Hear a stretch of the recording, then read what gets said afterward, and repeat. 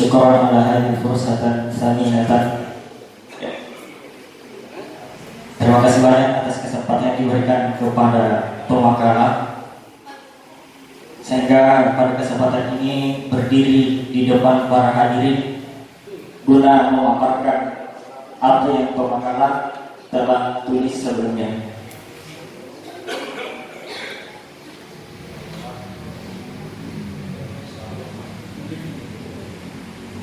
Ya, masyarakat fakat mandati yaitu etika komunikasi di media sosial. Ya, sebagaimana ada dua tema yang ditentukan dari panitia dan penulis atau pemakaran menginginkan ingin mengurai tentang etika komunikasi di media sosial, dikarenakan berbagai hal.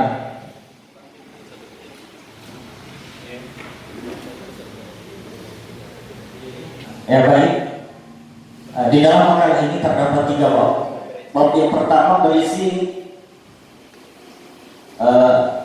pembukaan, pendahuluan, berisi latar belakang, rumusan masalah dan tujuan penulisan. Dan bab kedua masuk pembahasan serta apa yang akan dijelaskan yang berkaitan dengan rumusan masalah. Dan bab terakhir yaitu penutup. Ya. Yang pertama yaitu latar belakang masalah, bab 1. Di era globalisasi saat ini, menurut kita diketahui bersama bahwa masyarakat secara umum, secara luas, bahwa masyarakat dunia, bukan hanya Indonesia, telah menjadi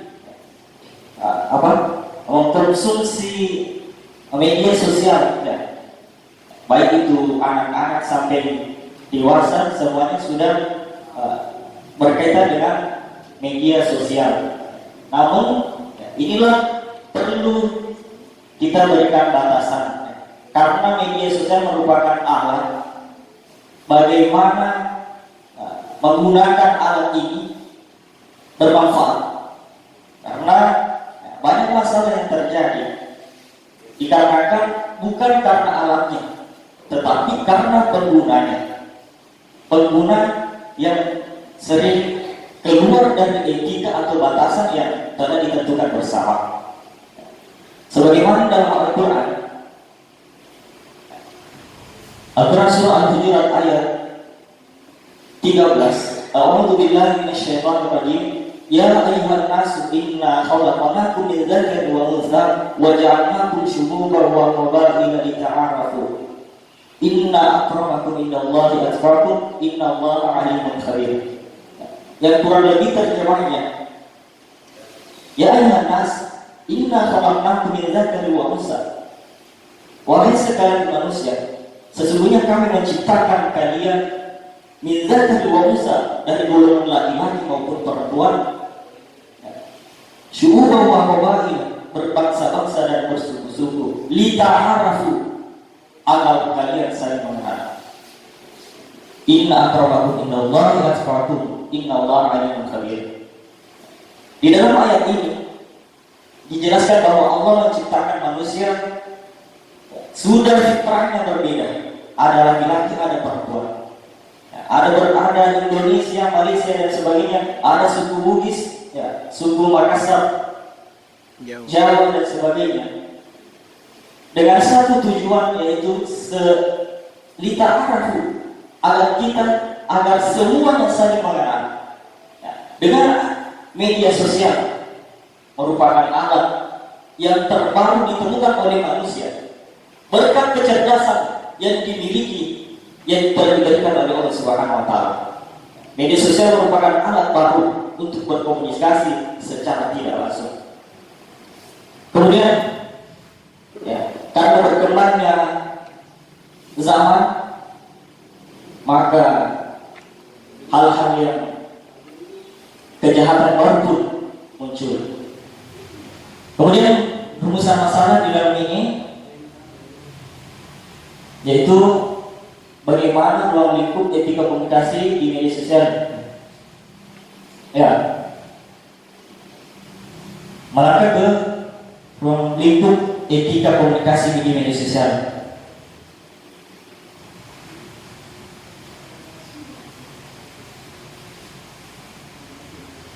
Nah, etika merupakan ilmu tentang apa yang baik dan apa yang buruk, dan tentang hak dan kewajiban atau moral atau akhlak. Menurut Immanuel Kant, seorang filsuf Jerman yang menjelaskan bahwa etika memiliki peran dalam berusaha mengunggah kesadaran manusia untuk bertindak otonom, bukan heteronom. Maksudnya bahwa etika ini, etika di mana hanya ada satu peraturan, hanya ada satu etika yang benar, bukan heteronom. Mungkin pendapat kita yang kita anggap benar belum tentu dianggap benar oleh yang lain. Jadi disatukan dengan satu bentuk peraturan atau etika yang baik dalam perhubungan berkomunikasi sesama pengguna media-media sosial lainnya. Ya, manfaat yang diperoleh berkomunikasi menggunakan media sosial. Yang pertama itu waktu yang singkat, kemudian jangkauan yang luas, serta biaya relatif murah. Kemudian bahkan media sosial dijadikan sebagai ladang bisnis atau biasa disebut jualan online atau online shop. Ya. Kemudian kejahatan yang sering terjadi di media sosial.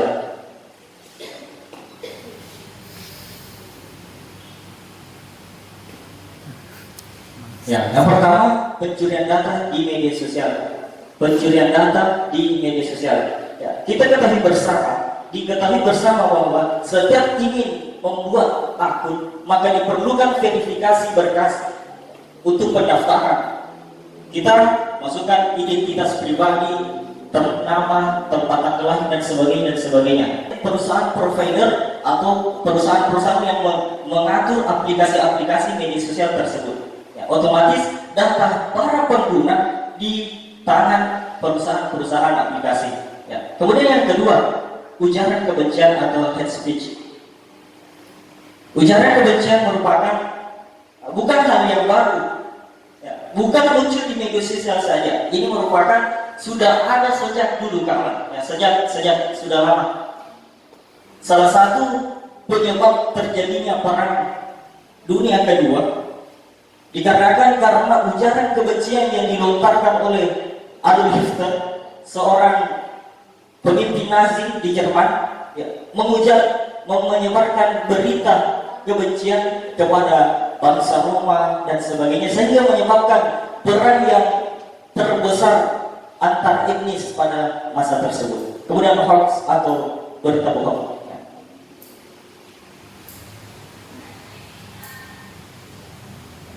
Hoax atau berita bohong, ya, ini merupakan salah satu masalah yang sangat, ya, menjadi prioritas pada saat-saat ini, di mana para pengguna sudah tidak efektif, tidak cerdas lagi, ya, tidak cerdas membagikan, men-share apapun yang dia dapat, apapun yang dia peroleh tanpa memperhatikan isi dari berita.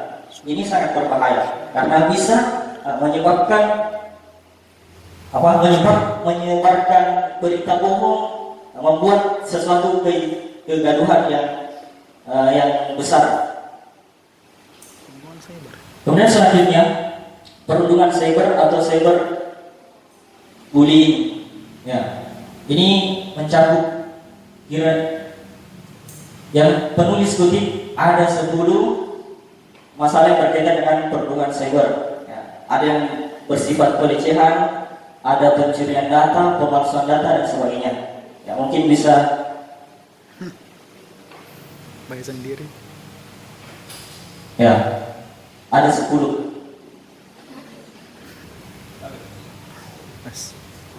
Ya. Kemudian